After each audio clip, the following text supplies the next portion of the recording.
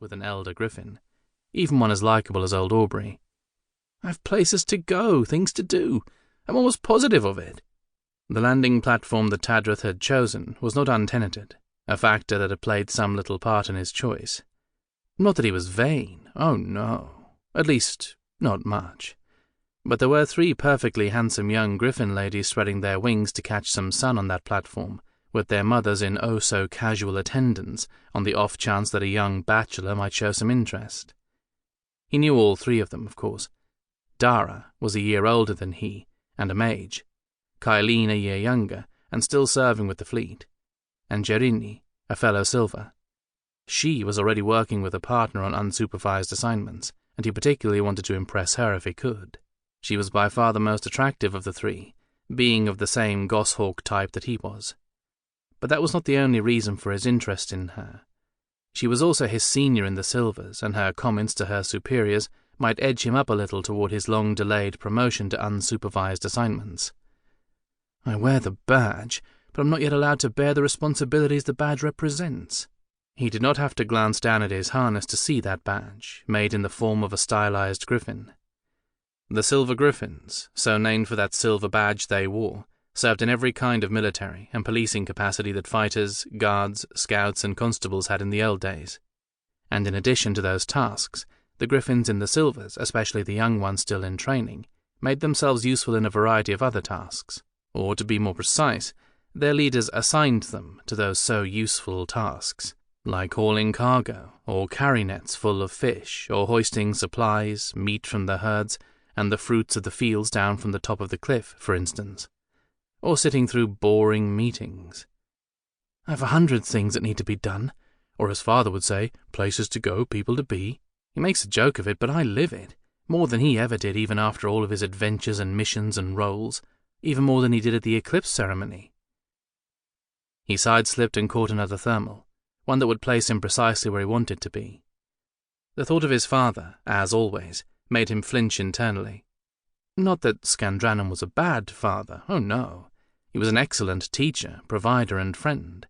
He was a fine father. But he was a very difficult person to have as a father. Trying to live up to the image of the Black Gryphon was difficult and vexing.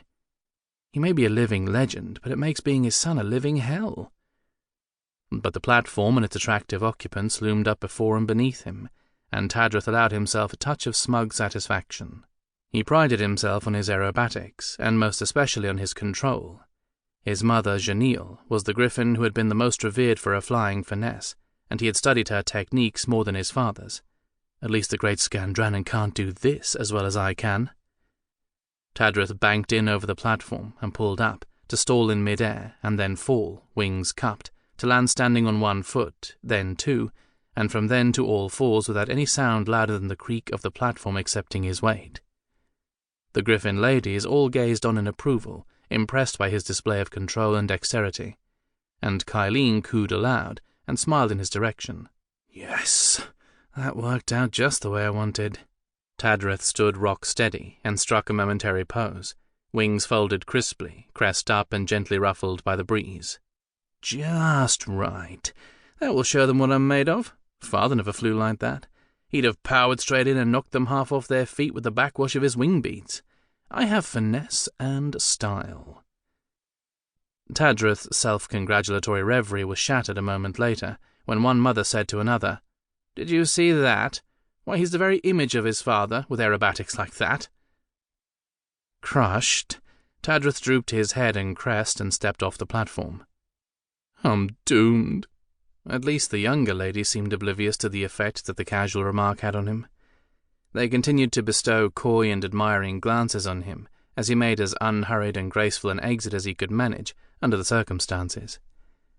The platform jutted out over the cove below and led directly to one of the balustraded streets that ran along the edge of the terrace. The Caladain, who comprised the greater part of the population of White Gryphon, were accustomed to being surrounded by greenery, and even in a city carved and built completely of cliffstone, had managed to bring that greenery here. Built into the balustrades were stone boxes filled with earth brought down a sackful at a time from the fields above. Those boxes now held luxuriant vines that trailed down to the next terrace level. More stone boxes each held a single tree.